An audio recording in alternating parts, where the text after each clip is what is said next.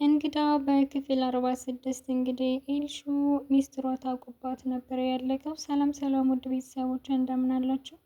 እንግዳ በክፍል 47 ይዤላችሁ መጥቻለሁ።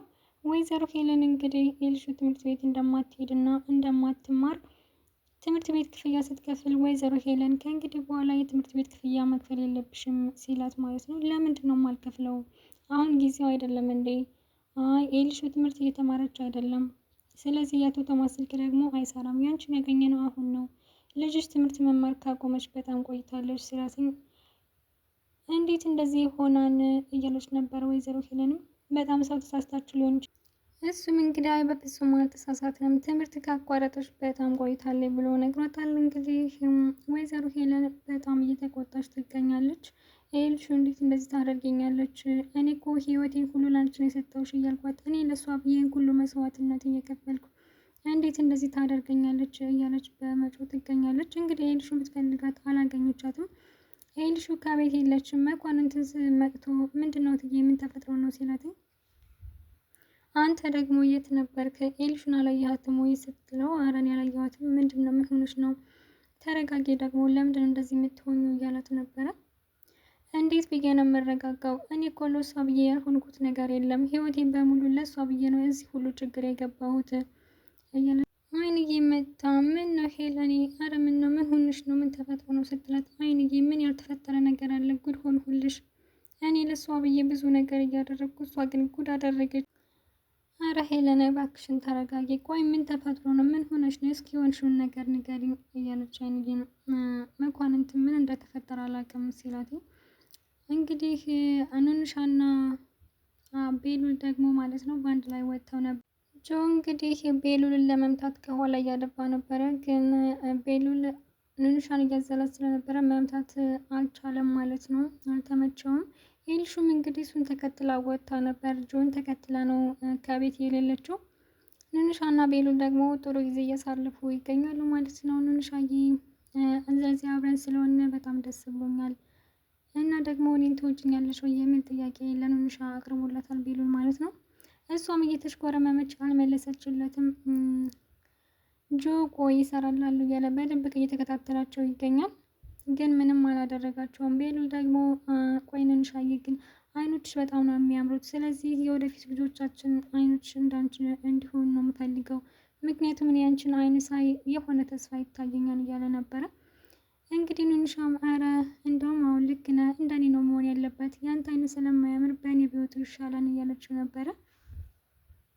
ቤሉልም በዘጋ ፊት ለፍልፌ እንደዚህ ትቀብጫለሽ እንዴ ቀበጥ እያላት ነበረ። እሷም እንግዲህ ቤሉል ስለመሸ ወደ ቤት እንሄድ ስትለው እንዴ ምንድን ነው?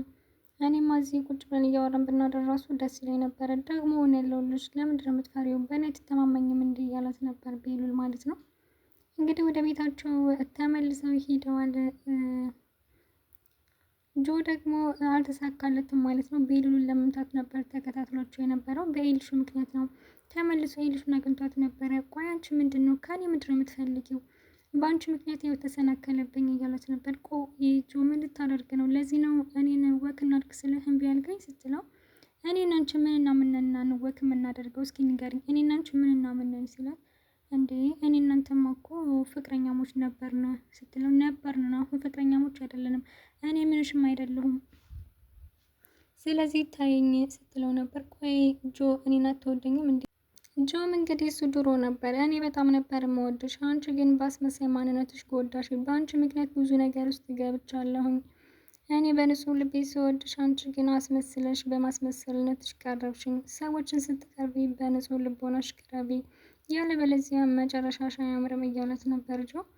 ኤልሹም ጆ ምን ነው? እኔ እኮ በጣም ነበር የምወድህ። አዎ በእርግጥ አስከፍቻለሁ፣ ግን እኮ ያንን መርሳት ይቻላል ስትለው ጆን ቅብል ብሎ መርሳት ሳይሆን መተው ነው የሚቻለው። ስለዚህ ከኔ ራቂ፣ እኔና አንቺ ምንሽም አይደለሁም ብሏት ትቷት ሄዷል ማለት ነው።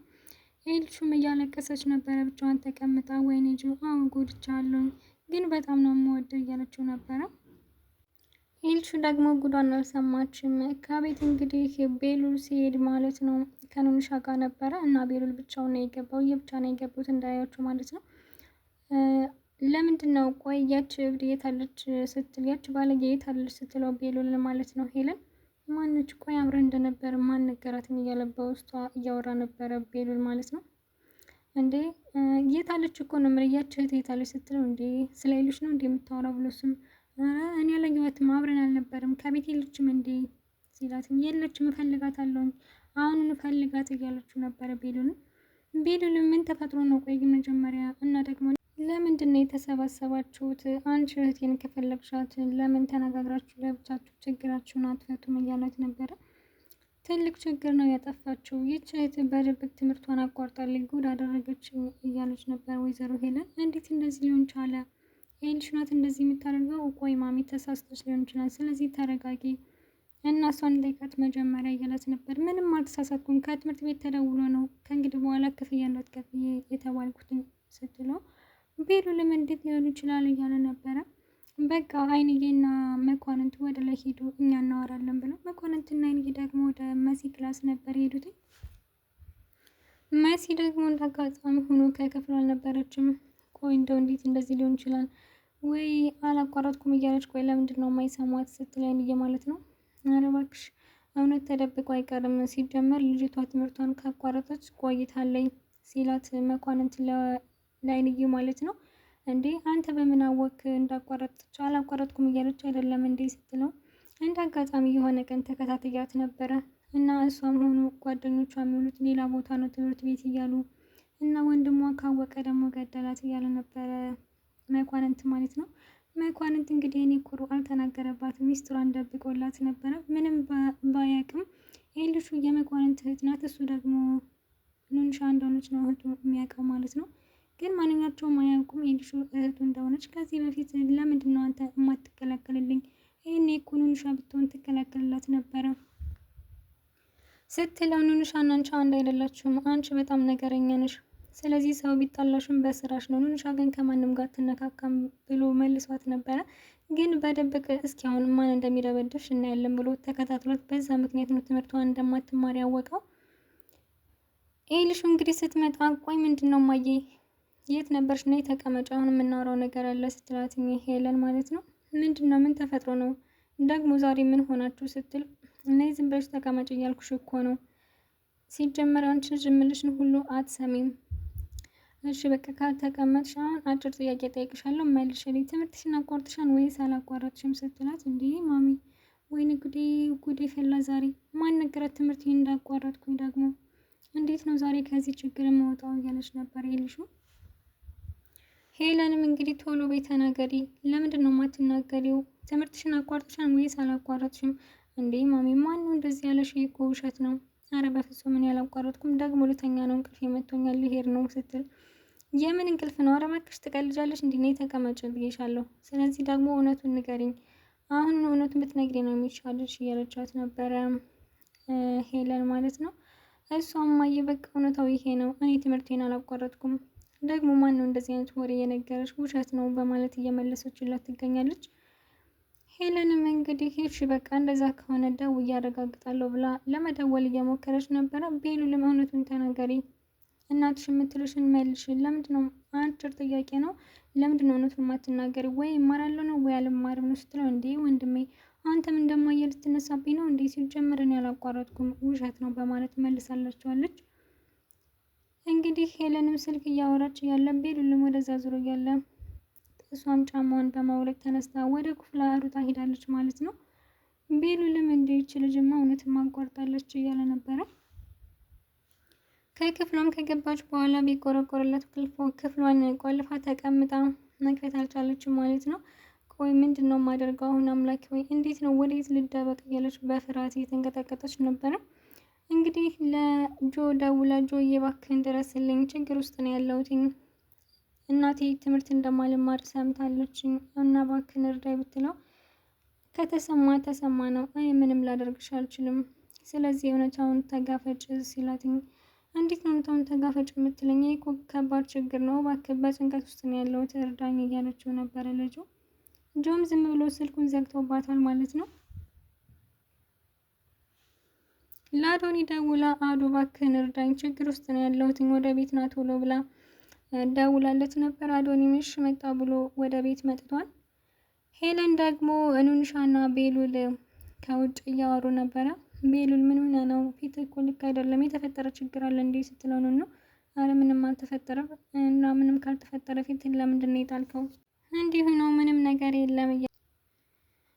በዛውም እንግዲህ ወይዘሮ ሄለን ቤሉል እየጠራችሁ ነበረ። ወይኔ ጉዳችሁ ፈላባል፣ ወደዚህ ሰዓት መጣ ሂድ ስትለው እንዴ አንቺን ትቼ ወዴት ነው የሚሄደው ሲላት እንዴ ካልሄድክማ ትመጣለች እና አሁን ወደ እሷ ሄድላት ብላ ሄዶ ነበር። ቤሉልም ምንድን ነው ሲላት ከዚህ ከደረጃ ሆነ እንዲህ የምታስለፈልፈኝ ስትል ሄለን ስልክ ይዤ ነበር ለዛ ነው።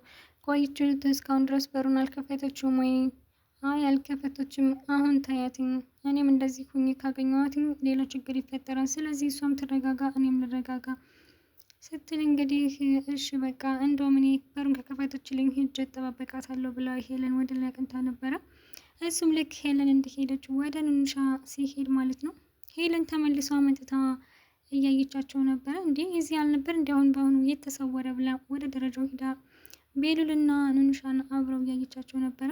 አንቺ እማትረቢ፣ እኔ ሁለተኛ እሱ ጋር አብሬ እንዳላይሽ ብዬሽ አንቺ ሸወድሽኝ አይደል እያለች ነበረ ወይዘሮ ሄለን። ኑንሻ ደግሞ ቆይ ምንድን ነው የተፈጠረው? የተፈጠረ ነገር እንዳለ እኮ እኔ ገብቶኛል። አንተ ለእኔ መናገር አልፈለግክም እንጂ ለነገሩ ማወቅ ከሌለብኝ ማወቅ ባለብኝ ጊዜ ትነግረኛለህ ስትለው ምን መሰለሽ ኑንሻ፣ እህቴ ትምህርት አቋርጣለኝ እሱን ስለሰማው ነው እንደዚህ የሆንኩት እያለ ነበረ ቤሉል። እንዴ ኤልሹ እኮ ጊዜ ትምህርት ትሄዳለች፣ እንዴት እንደዚህ ሊሆን ቻለ? ደግሞ ስታጠና ያሳለሁኝ። ስለዚህ እናንተ ትክክለኛ መረጃ ላይ ሆን ይችላል የያዛችሁት ስትለው አይ እውነት ነው፣ ትምህርት ቤት ሄዳለሁ እያልሽ የምትሄደው ሌላ ቦታ ነው በማለት ቤሉልም እየነገራት ነበረ። ንንሻም ቤሉልን ስታቅፈው እያየች ነበረ ወይዘሮ ሄለን ማለት ነው። አንቺ ማትረቢ፣ ቆይ እሰራልሻለሁ፣ አንቺንማ እስከ መጨረሻው ካልተገለገልኩሽ በቀር አታርፊም እያለቻት ነበረ። ወይዘሮ ሄለን እንግዲህ ብትቆረቁርባት እሷም ልትከፍት አልቻለችም። መሲ ደግሞ ለስራ ወጥታለች ማለት ነው። መኳንንትና አይንዬ ከክፍሏ ተቀምጠው ቆይ ግን የኔ ልጅ የት ሄዳ ነው ስትል እንዴ የለችም እንዴ በቃ እስኪ እኔ ልደውልላት ብሎ መኳንንት ሲደውል ስልኳ አይሰራም ማለት ነው። ስልኳ ካልሰራማ ተዋት በቃ እዚሁ ነው ያለችው እኔ ካለችበት አውቃለሁ ስትለው በቃ እኔ ሂጄ እፈልጋታለሁ ሲል መኳንንት በቃ እኔ ካለችበት አውቃለሁ ብዬ ዝም ብለህ ተቀመጥ፣ ወይኔ እኔ ልጅ በቃ ወደ ስራ ሄዳ ነው በዚህ ምሽት እያለች ነበር። አይንዬ ፈጣሪ ይጠብቅልኝ እንደው በዚህ ማታ እንዴት ትሄዳለች እያለች በውስጥ እያወራች ነበረ። መኳንንት መሽ የሆነ አካልሽ ብሎ ዝም ብሏል። መሲም እንግዲህ ከስራው ስትመለስ አይንዬ ከእሷ ክላስ ተኝታ ነው ያገኘቻት። እማዬ ብላ ቀስቅሳት ነው እንዴ መሰረት የመጣሽ እንዴ እዚህ ምን ታደርጊያለሽ? ለምንድን ነው ከክፍልሽ ያልተኛሽው? እያለቻት ነበረ። እንደው መሰረት ያንቺ ነገር እኮ እያስጨነቀኝ ነው። ደግሞ በማታ ስራ በጣም ከባድ ነው። የማታ ስራ በጣም ይከብዳል። ሌሊት ነው እንዴ ደግሞ የምትሰሪው? እያለቻት ነበር ለመሲ። አዎ እማዬ ሌሊት ነው የምሰራው። ስለዚህ አንቺ ምንም አታስቢ። ከዚህ ቤት ኑሮ ደግሞ ጎዳና ይሻላል። አንድ ቀን ቢታወቅብሽ እሳ ካየችሽ እኮ በጣም ከባድ ነው የሚሆነው ስትላትኝ ችግር የለውም ቢታወቅም ይታወቅ እኔ መስራት አለብኝ እስከዛው ድረስ እያለቻት ነበር ለአይንዬ። አይንዬ ምሽ ካልሽ ግን የተናገረች ሰው አለ እንዲህ በጣም ቅር ብሎሻል፣ ለዛ ነው እንደዚህ የምታወሪው? አይ እማዬ እኔ ማንም የተናገረኝ ሰው የለም ግን መስራት ስላለብኝ ነው ብላ እሺ ብላለች አይንዬ ማለት ነው። ተስማምታለች። አዶኒ ደግሞ ኤልሹን ለማግኘት ወደ ቤት መጥቶ ነበረ። ወደ ቤት ሲመጣ ቤሉል ከሳሎኑ ተቀምጦ ነበረ እና ቀስ ብሎ ቤሉል ሳያው ነው ወደ ኤልሹ ክፍል የሄደው ማለት ነው። ኤልሹ ወይ አዶኒ እንኳንም መጣ፣ በጣም ጨንቆኛል፣ በጣም ችግር ውስጥ ነው ያለሁት ስትለው እንዴ ምንድን ነው ምን ተፈጠረ ሲላት ትምህርት አቋርጫለሁ እና ያ ነገር ደግሞ ቤተሰብ ሁሉ ሰምቷል ስትለው እንዴ ለምን እንዴት ነው አንቺ ትምህርትሽን አቋረጥሽው? ለምን አቋረጥሽ? በምን ምክንያት ሲላት ወይ እሱን አትጠይቀኝ፣ እንደነሱ ልወቅሰኝ ነው እንደ የመጣኸው? በቃ እንዲ አቋርጫለሁ ስትለው ምን አይነት ጭንቅላት ነው ያለሽ አንቺ? ድፍን ጭንቅላት ነው እንዲ ያለሽ? ይሄ እኮ ቀላል ነገር አይደለም። የሰራሽው ስራ እኮ በጣም ከባድ ነገር ነው። በጥፊም ያልመታሁሽ እኔ ሆኜ ነው እያሏት ነበረ አዶኒ ማለት ነው። አዶኒ እንግዲህ ኤልሹ ላይ በጣም ተቀይሟት ነበረ፣ ግን ከልቡ መቀየም አይችልም። በጣም ነው የሚወዳት ልክ እንደ እህት ማለት ነው። እሷ ደግሞ በሌላ ነው አዶኒን የምታየው። ወደ ቤት እባክህ ይዛኝ ሄድ፣ ለጊዜው ቢያንስ ከአንተ ቤት እረፍ እያለችው ነበረ። እንዲህ ለምንድን ነው ከኔ ቤት የምታርፊው? እሺ ለጊዜዎች ከኔ ቤት ተደበቅሽ እንበል፣ ከዛ ምን ልታደርጊ ነው ሲላት፣ ከዛ የሚፈጠረውን እናያለን ብላ እንግዲህ አዶኒ ምሽ በቃ ምን አይነት ልጅ ነሽ ብሎ ይዟት ሊወጣ ሲል ነበረ ድራማው ያለቀው። ውድ ቤተሰቦች በክፍል 47 ይህንን ይመስላል። በክፍል 48 ደግሞ ምን ይፈጠራል የሚለውን ይዘን እንመጣለን። ከተመቻችሁ ላይክ እንዲሁም ሰብስክራይብ ማድረጋችሁን አትርሱ። ሀሳብ አስተያየታችሁን ደግሞ በኮሜንት ላይ ያስቀምጡልን። በሌላ ቪዲዮ እስከምንገናኝ ድረስ ቸር ሰንብቱ።